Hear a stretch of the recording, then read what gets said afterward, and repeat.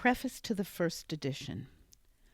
A few months ago, on a public occasion, a Chancery judge had the kindness to inform me, as one of a company of some 150 men and women not laboring under any suspicions of lunacy, that the Court of Chancery, though the shining subject of much popular prejudice, at which point I thought the judge's eye had a cast in my direction, was almost immaculate.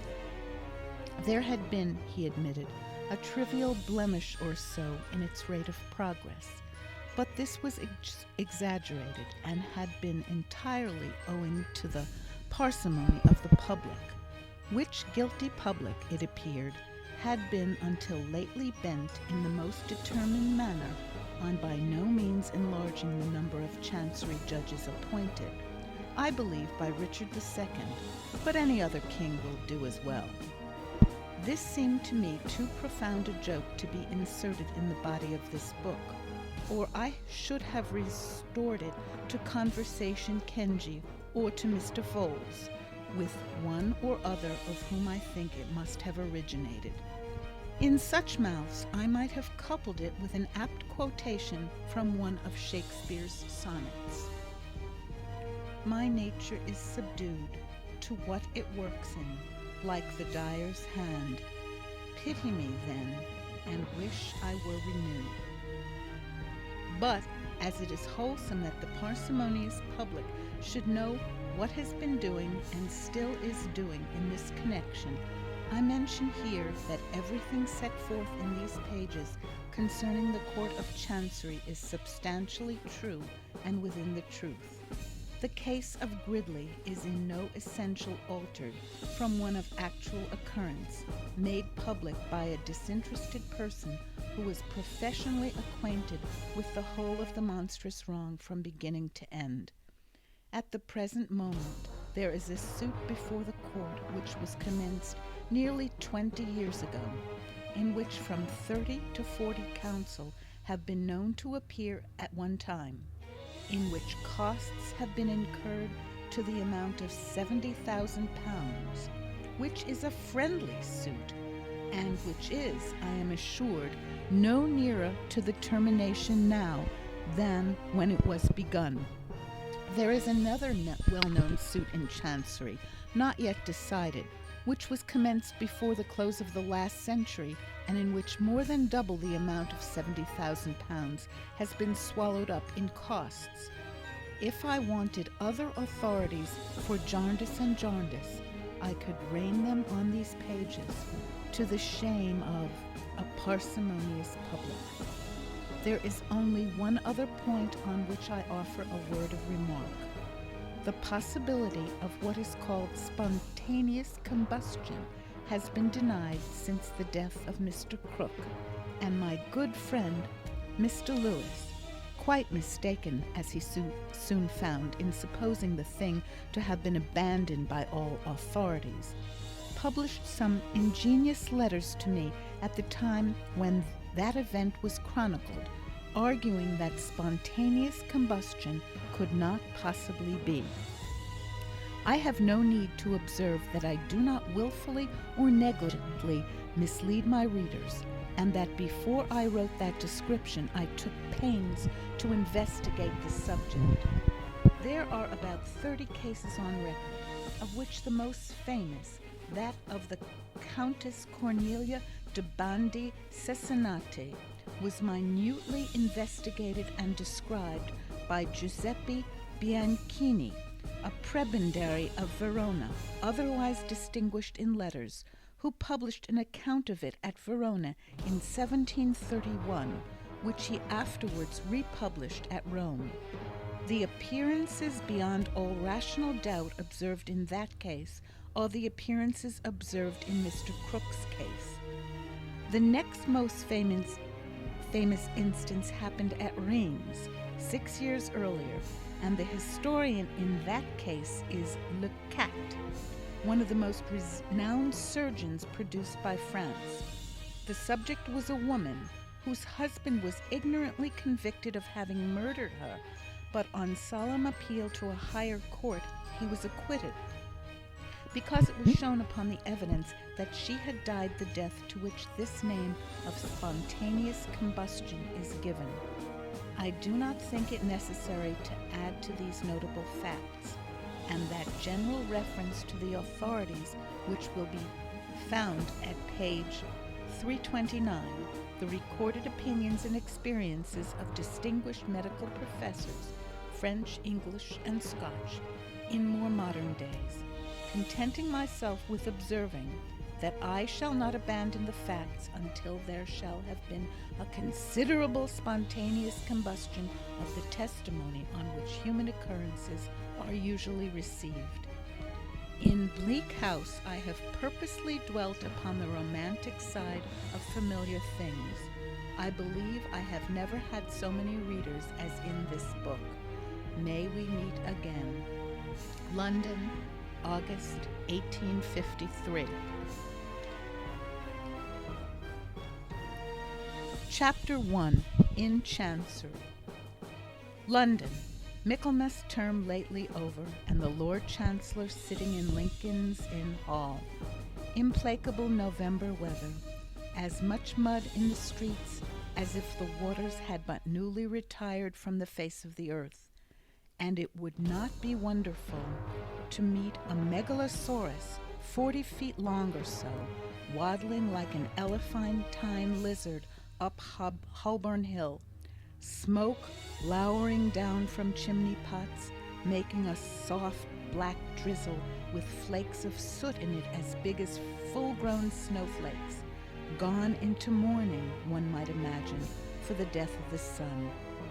Dogs undistinguishable in mire, horses scarcely better, splashed to their very blinkers, foot passengers jostling one another's umbrellas in a general infection of ill temper, and losing their foothold at street corners, where tens of thousands of other foot passengers have been slipping and sliding since the day broke, if this day ever broke, adding new deposits to the crust upon crust of mud, sticking at those points tenaciously to the pavement, and accumulating at compound interest. Fog everywhere. Fog up the river where it flows among green aits and meadows, fog down the river where it rolls defiled among the tiers of shipping and the waterside pollutions of a great and dirty city.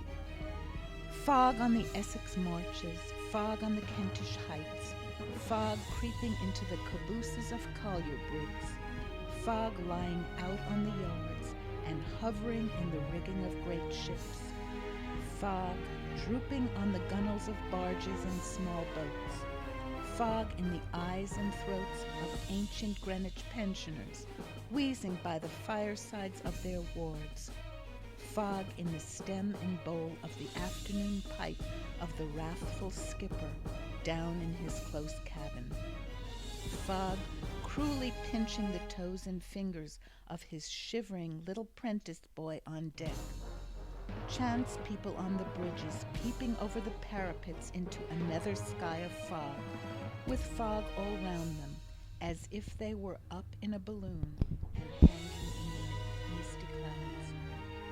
Gas looming through the fog in diverse places in the streets, much as the sun may from the spongy fields be seen to loom by husbandman and ploughboy. Most of the shops lighted 2 hours before their time, as the gas seems to know, for it has a haggard and unwilling look. The raw afternoon is rawest, and the den is densest, and the muddy streets are muddiest near that leaden-headed old obstruction, appropriate ornament for the threshold of a leaden-headed old corporation, Temple Bar. And hard by Temple Bar, in Lincoln's Inn Hall, at the very heart of the fog, sits the Lord High Chancellor in his High Court of Chancery. Never can there come fog too thick, never can there come mud and mire too deep, to assort with the groping and floundering condition which this high court of Chancery, most pestilent of hoary sinners, holds this day in the sight of heaven and earth. On such an afternoon, if ever, the Lord High Chancellor ought to be sitting here, as here he is, with a foggy glory round his head, softly fenced in with crimson cloth and curtains, addressed by a large advocate with great whiskers, a little voice, and an interminable brief, and outwardly directing his contemplation to the lantern in the roof, where he can see nothing but fog.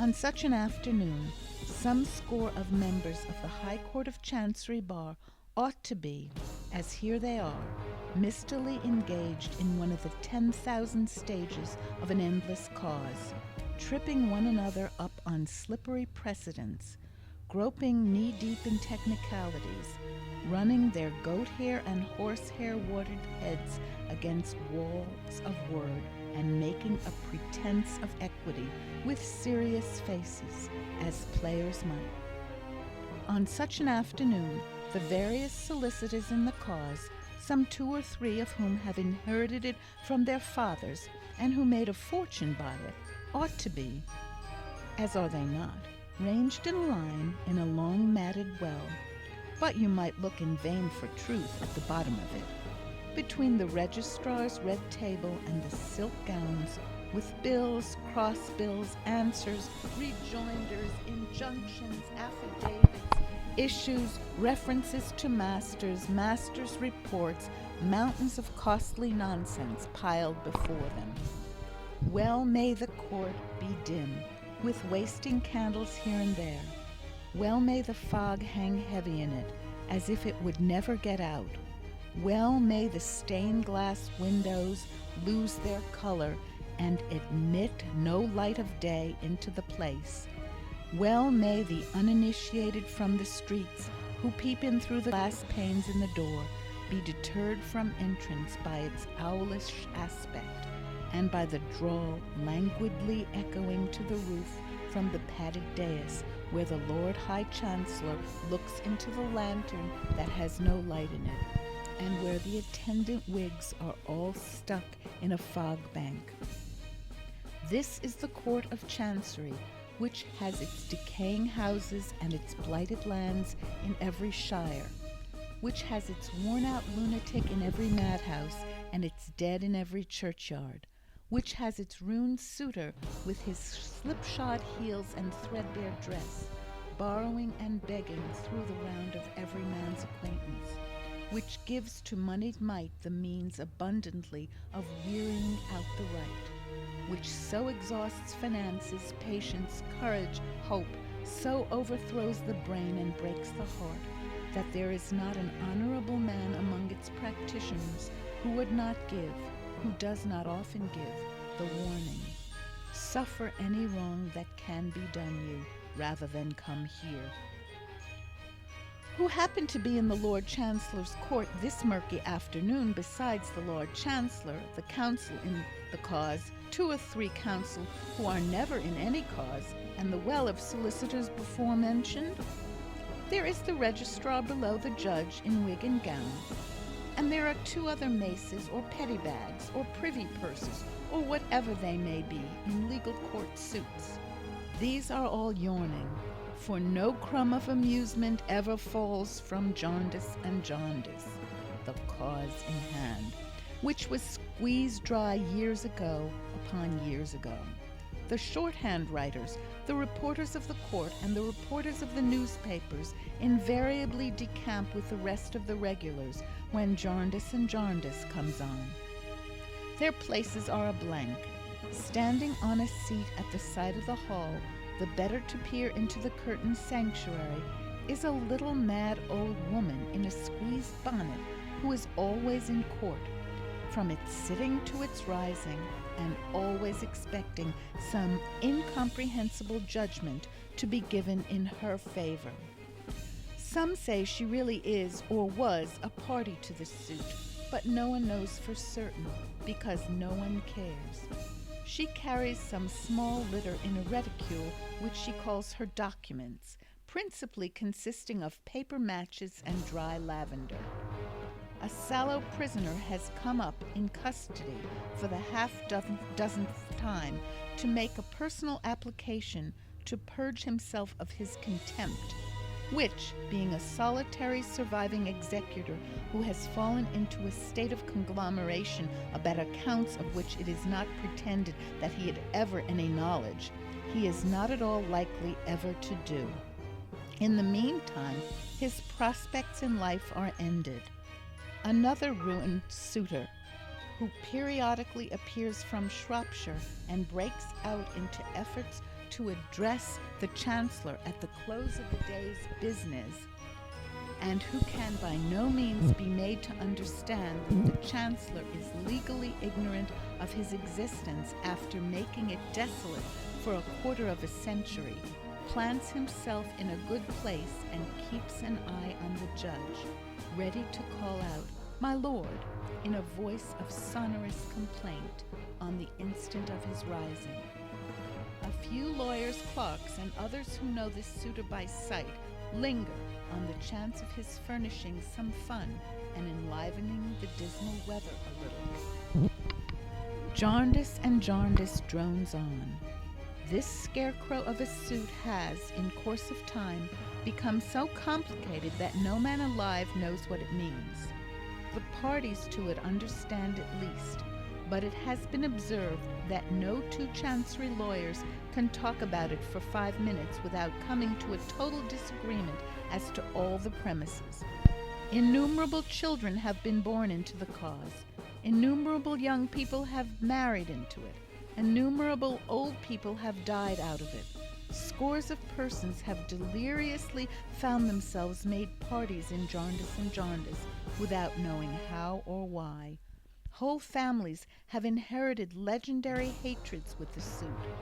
The little plaintiff or defendant who was promised a new rocking horse when jaundice and jaundice should be settled has grown up, possessed himself of a real horse, and trotted away into the other world.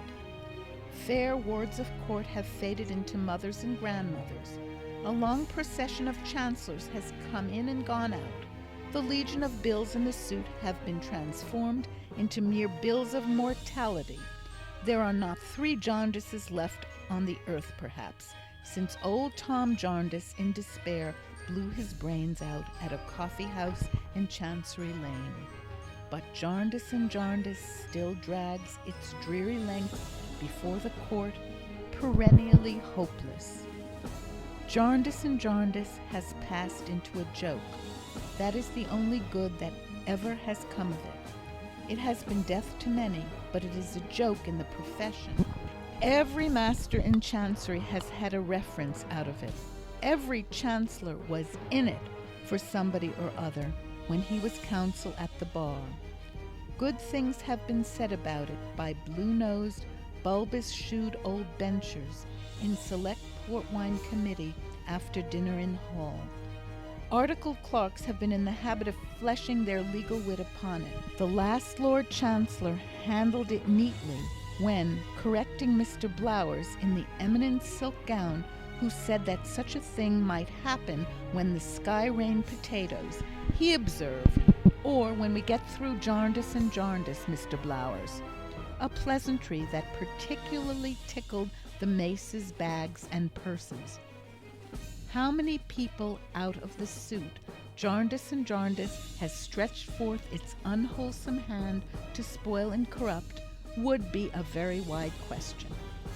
From the master, upon whose impaling files reams of dusty warrants in jaundice and jaundice have grimly writhed into many shapes, down to the copying clerk in the 6 clerk's office, who has copied his tens of thousands of Chancery folio pages under that eternal heading. No man's nature has been made the better by it. In trickery, evasion, procrastination, spoliation, botheration, under false pretenses of all sorts, there are influences that can never come to good. The very solicitors' boys who have kept the wretched suitors at bay by protesting time out of mind that Mr. Chisel, Mizzle, or otherwise was particularly engaged and had appointments until dinner, may have got an extra moral twist and shuffle into themselves out of jaundice and jaundice. The receiver in the cause has acquired a goodly sum of money by it, but has acquired, too, a distrust of his own mother and a contempt of his own kind. Chisel, Mizzle, and otherwise have lapsed into a habit of vaguely promising themselves that they will look into that outstanding little matter and see what can be done for Drizzle, who is not well used, when jaundice and jaundice shall be got out of the office. Shirking and sharking in all their many varieties have been sown broadcast by the ill-fated cause, and even those who have contemplated its history from the outermost circle of such evil have been insensibly tempted into a loose way of letting bad things alone to take their own bad course, and a loose belief that if the world go wrong, it was, in some offhand manner, never meant to go right. Thus, in the midst of the mud and at the heart of the fog, sits the Lord High Chancellor in his High Court of Chancery.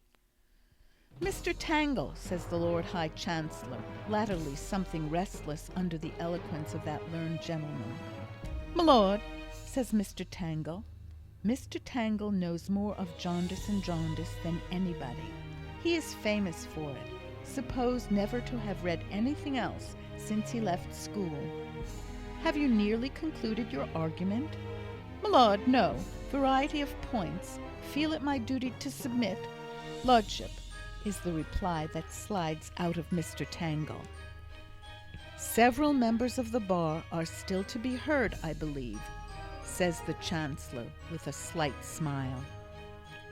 18 of Mr. Tangle's learned friends, each armed with a little summary of 1800 sheets, bob up like 18 hammers in a pianoforte, make 18 bows, and drop into their 18 places of obscurity. "We will proceed with the hearing on Wednesday fortnight," says the Chancellor, "for the question at issue is only a question of costs, a mere bud on the forest tree of the parent suit, and really will come to a settlement one of these days." The Chancellor rises. The bar rises. The prisoner is brought forward in a hurry. The man from Shropshire cries, "My lord," maces, bags, and purses, indignantly proclaim silence, and frown at the man from Shropshire. "In reference," proceeds the Chancellor, still on jaundice and jaundice, to the young girl. "Beg lordship's pardon, boy," says Mr. Tangle prematurely. "In reference," proceeds the Chancellor with extra distinctness, "to the young girl and boy, the two young people." Mr. Tangle, crushed. "Whom I directed to be in attendance today, and who are now in my private room. I will see them, and satisfy myself as to the expediency of making the order for their residing with their uncle." Mr. Tangle on his legs again. "Beg lordship's pardon, dead." With their Chancellor looking through his double eyeglass at the papers on his desk. "Grandfather." "Beg lordship's pardon, victim of rash action, brains." Suddenly, a very little counsel with a terrified bass voice arises, fully inflated, in the back settlements of the fog, and says, "Will your lordship allow me? I appear for him. He is a cousin, several times removed. I am not at the moment prepared to inform the court in what exact remove he is a cousin, but he is a cousin." Leaving this address, delivered like a sepulchral message, ringing in the rafters of the roof, the very little counsel drops, and the fog knows him no more. Everybody looks for him. Nobody can see him. "I will speak with both the young people," says the Chancellor anew, "and satisfy myself on the subject of their residing with their cousin. I will mention the matter tomorrow morning when I take my seat. The Chancellor is about to bow to the bar when the prisoner is presented. Nothing can possibly come of the prisoner's conglomeration but his being sent back to prison, which is soon done. The man from Shropshire ventures another remonstrative, "My lord," but the Chancellor, being aware of him, has dexterously vanished. Everybody else quickly vanishes too. A battery of blue bags is loaded with heavy charges of papers and carried off by clerks. The little mad old woman marches off with her documents. The empty court is locked up. If all the injustice it has committed and all the misery it has caused could only be locked up with it, and the whole burnt away in a great funeral pyre, why, so much the better for other parties than the parties in jaundice and jaundice. End of chapter 1.